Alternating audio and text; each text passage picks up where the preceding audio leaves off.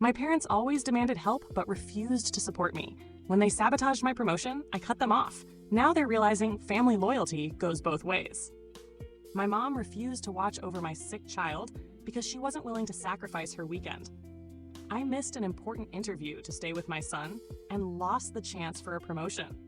When I said I wouldn't help them anymore, they started demanding money. Today, they're standing at my doorstep, claiming they're homeless. I've always known my mother was selfish, but yesterday I discovered just how far she's willing to go. Some background. I'm a 31-year-old single mom to Gregory, and we've been on our own since he was 2. His dad moved across the country for a fresh start and sends birthday cards with $20 inside, twice a year, once on Christmas and once on Gregory's birthday.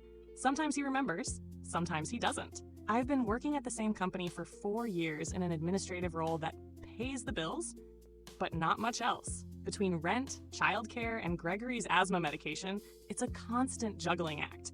For the past 6 months, I've been putting in extra hours, taking on special projects, and doing everything possible to position myself for a promotion to executive assistant.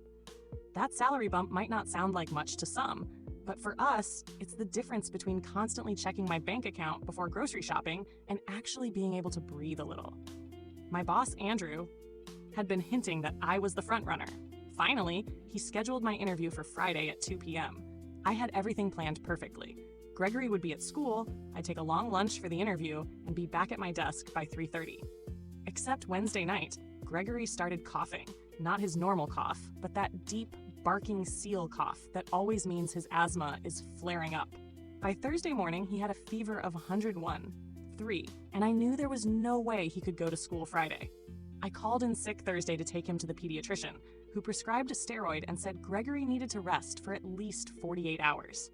When we got home, I immediately called my mom. This is where I made my first mistake. I assumed that, given the circumstances, she would help. My parents live about 25 minutes away in the same suburban development they've been in since I was born. My dad is semi-retired and my mom doesn't work. They go out to dinner 3 times a week, take weekend trips to their lake house, and generally live a comfortable life. They've always been emotionally distant, but they've occasionally watched Gregory in true emergencies. When I called my mom and explained the situation, there was a long pause on the phone.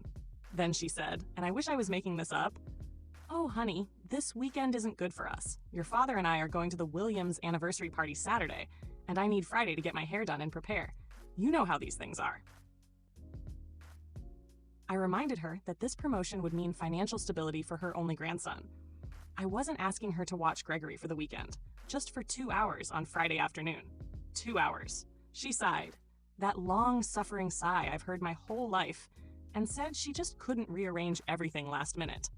Then she added, "Maybe this is a sign you need to reevaluate your priorities as a mother." I hung up before I said something I'd regret. Then I called everyone else I could think of, friends, neighbors, even Gregory's friends' parents from school. But with such short notice and him being sick, nobody could help. I tried calling my boss to reschedule, but he was in meetings all day. I left a message with HR explaining my situation and asking if we could move the interview to Monday. Friday morning, I got the response. Andrew had a packed schedule the following week, and Juliet from HR explained they needed to make a decision by Tuesday. The interview had to happen Friday or not at all.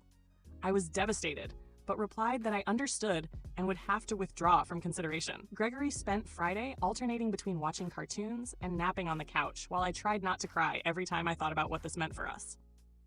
Around 4 p.m., my phone buzzed with a text from my mom. "How did the interview go? Did you make it work?"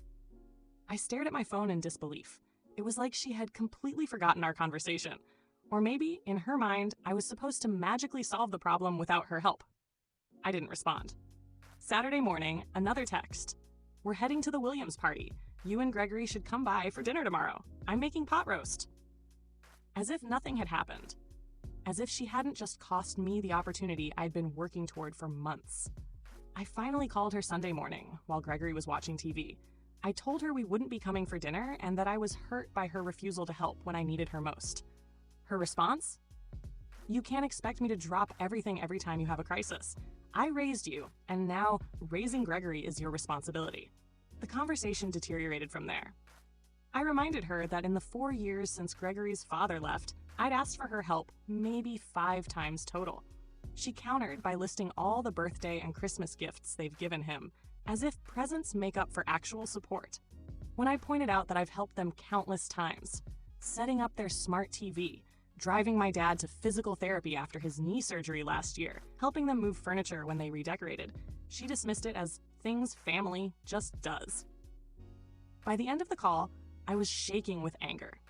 I told her I needed space, that maybe it was time I stopped dropping everything to help them when they never seemed to have time for me or Gregory. She got quiet. Then she said, "We were hoping you could help us out with some expenses this month. Your father's medication costs went up, and with the property taxes due." I couldn't believe it. In the same conversation where she refused to acknowledge how her selfishness hurt me, she was asking for money I now wouldn't have because of the promotion I missed because of her. I told her I couldn't help financially right now, especially after losing this opportunity. She mumbled something about family supporting each other. The irony was not lost on me, and hung up. Monday morning, I got the official email. The position had been offered to someone else, someone who managed to show up for their interview. I took my lunch break in my car and cried for a solid 20 minutes. Then I washed my face and went back to my desk like nothing happened. That evening, my dad called. He started with small talk about the weather and some neighborhood gossip before awkwardly transitioning. "Your mother told me about your conversation." He tried to smooth things over, saying she didn't mean to seem unsupportive, but they really were counting on me to help with some bills this month. When I reminded him about the missed interview, he just said, "These things happen, honey. There will be other opportunities." It's now been 3 days. Gregory is feeling better and back at school. I'm back at my desk, watching the person who got my promotion learning the ropes. My parents have called twice and texted multiple times, all about when I can contribute to their expenses this month. I'm done. After years of one-sided support, I'm finally setting boundaries. I texted them that I won't be able to help financially or otherwise for the foreseeable future, and I need them to respect that. Their response? "We're family. We're supposed to help each other." Yes, we are family, but apparently that only matters when they need something from me. I don't know what happens next. Part of me feels guilty for cutting them off, but another part feels like I should have done this years ago. Gregory keeps asking when we're going to visit Grandma and Grandpa, and I don't know what to tell him.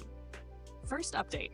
It's been just over 2 weeks since my last post, and things have taken a turn I honestly didn't expect, even with my parents' track record. First of all, thank you to everyone who commented on my original post.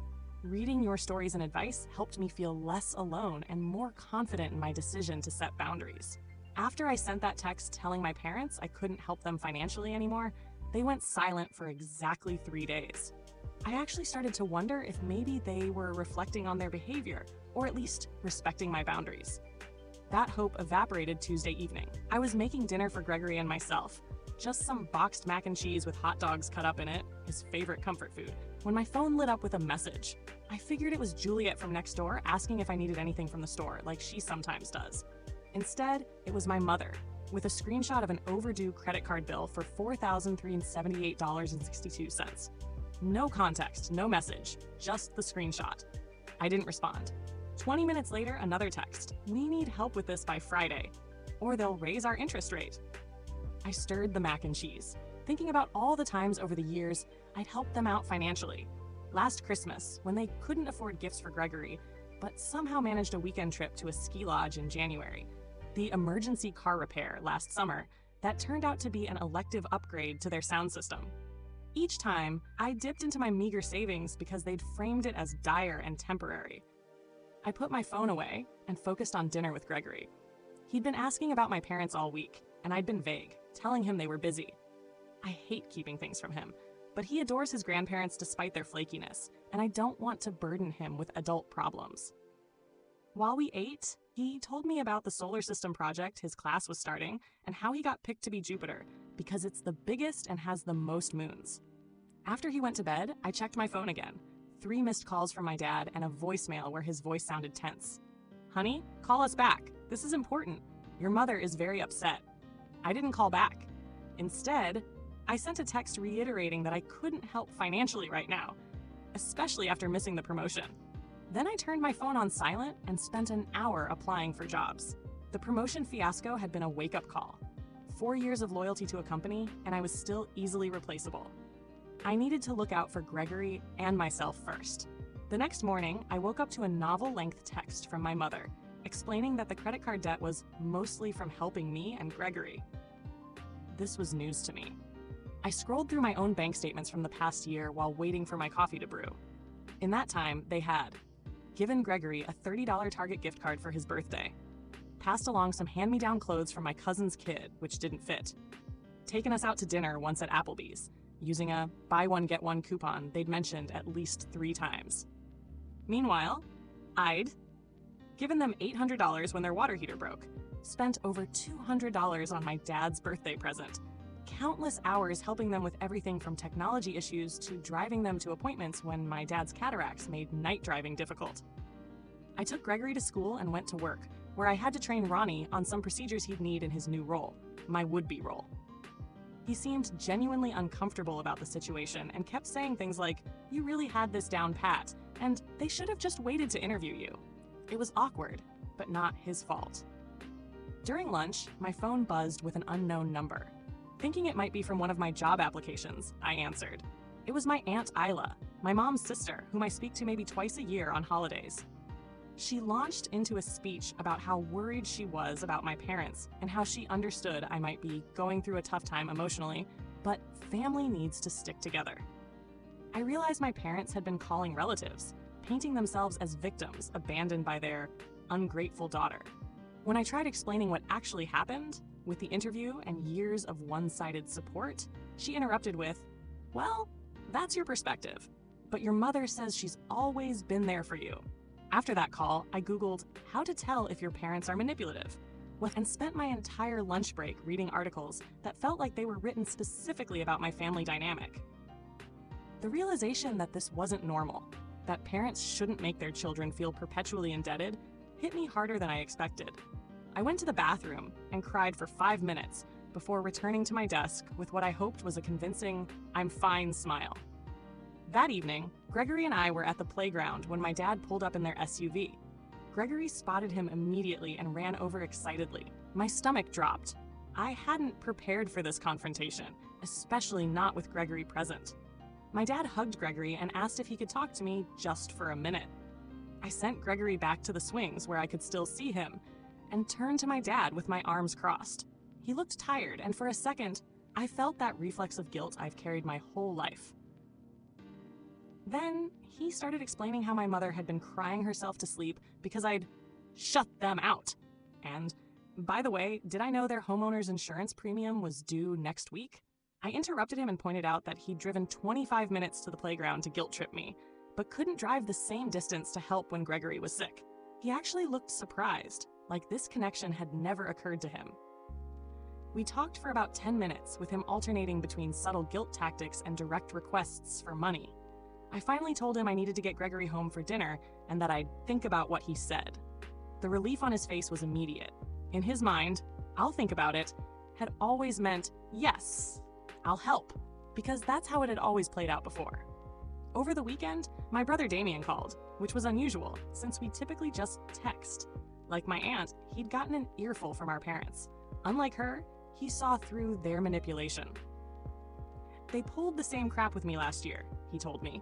"I lent them money for what they claimed was a plumbing emergency, then saw Mom's Facebook post about their new patio furniture the next week. It was vindicating to know I wasn't alone in this experience." Damien and I agreed to keep each other informed about our parents' financial requests going forward.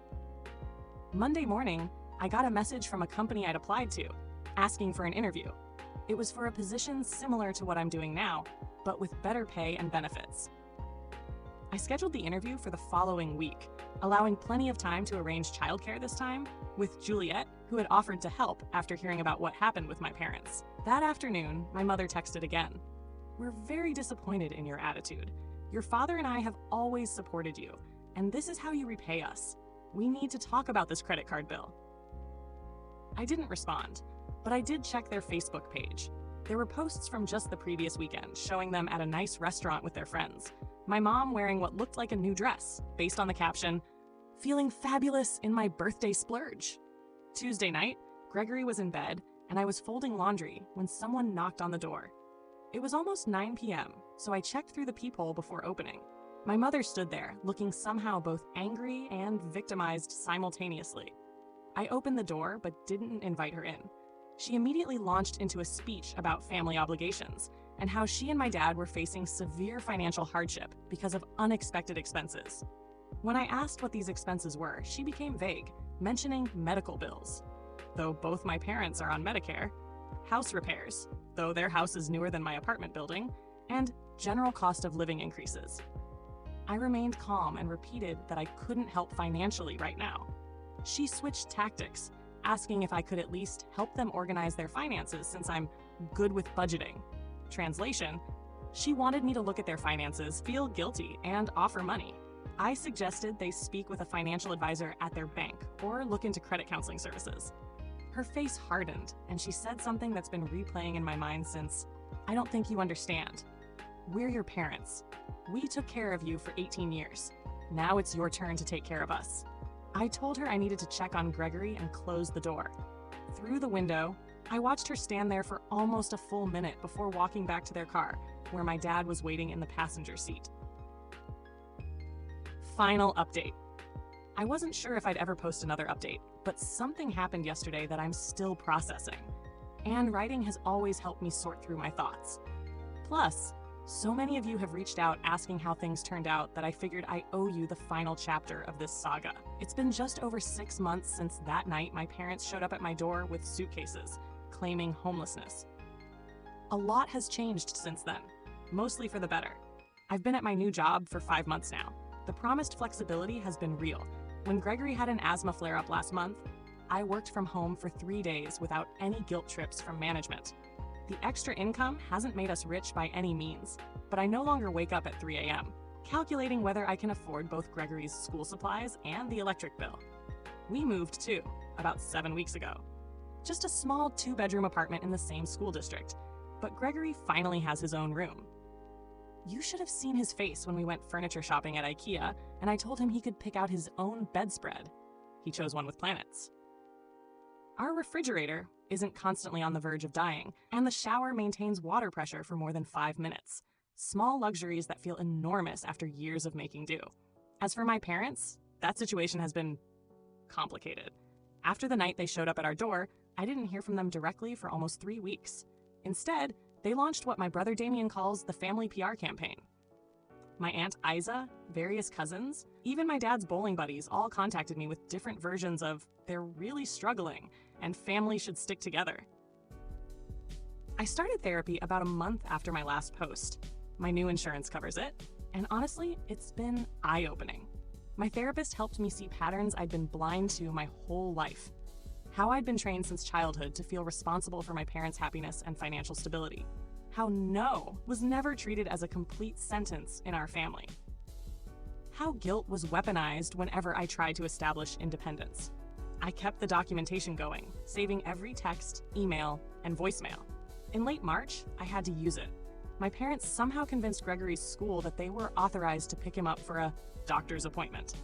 Thankfully, the front office called me to confirm, and I was able to rush over there. My parents were in the parking lot, waiting. When I confronted them, my mom claimed they just wanted some quality time with their grandson. After that incident, I spoke with the school administration, showed them the documentation of ongoing harassment, and they updated their security protocols. That was the turning point. I sent a certified letter to my parents stating that any further attempts to see Gregory without my explicit permission would result in legal action. I didn't want to do it. Writing that letter made my hand shake, but Gregory's safety had to come first. They backed off after that, at least physically. Gregory has struggled with all this, unsurprisingly. He misses his grandparents and doesn't fully understand why we don't see them anymore. I've tried to explain in age-appropriate ways without demonizing them. We've had many conversations on the drive to school about how sometimes people we love can make choices that aren't healthy, and how it's okay to love someone but need space from them. I'm not sure how much sinks in, but he seems to be adjusting. My relationship with my brother has actually improved through all this. Damien and I were never particularly close. He's 5 years older and moved across the state after college, but dealing with our parents' muff behavior has brought us together.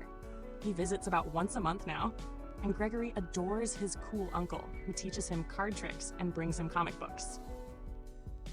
In April, I learned through family gossip that my parents had indeed fallen behind on their mortgage payments, but not because they were destitute. They'd been prioritizing credit card spending over housing payments, assuming they could always catch up later. According to my aunt, who has become surprisingly supportive once she saw the full picture, they worked out a payment plan with the bank and are no longer in danger of foreclosure. They never were truly homeless. It was manipulation, pure and simple. My aunt also let slip that my mom had been furious when I got the new job, instead of helping them out financially. Apparently, she'd been counting on my guilt as a reliable income source, and my sudden backbone had thrown off their financial plans. I wish I could say I processed all this with perfect emotional clarity, but that wouldn't be true. There have been nights I've cried after Gregory went to bed, wondering if I'm doing the right thing. Days I've composed lengthy text messages explaining my perspective, only to delete them unsent. Moments I've seen something Gregory did and thought, Mom would love this, before remembering where we stand. The hardest part has been holidays and birthdays. Gregory turned 8 last month, and he asked if Grandma and Grandpa were coming to his party. I'd arranged a small celebration at the local bowling alley with a few friends from school. When I told him they weren't coming, his little face fell for just a moment before he rallied and started talking about the cake. That moment gutted me. I did send them photos of his party through my aunt. I'm not trying to cut them off from knowing anything about his life. I'm just setting boundaries about direct contact until I can trust their behavior. The unexpected call. Yesterday morning, I was making pancakes for Gregory, our Saturday tradition, when my phone rang with my dad's number. I nearly declined it automatically, but something made me answer. His voice sounded different, quieter, less entitled somehow. He asked how we were doing. And for once, he actually waited for my answer instead of launching into his own issues. I gave vague, polite responses. Then he said something I never expected to hear.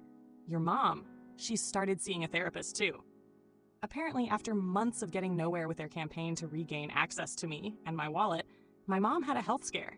Nothing serious, just high blood pressure that required medication adjustment, but it prompted her doctor to recommend therapy for stress management.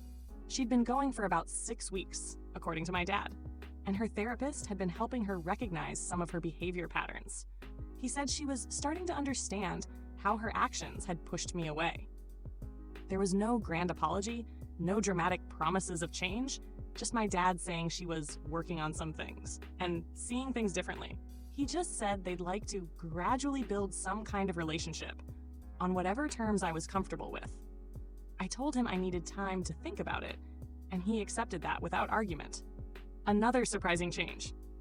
Before hanging up, he mentioned that they'd set up automatic payments for their mortgage and were working with a financial advisor at their bank.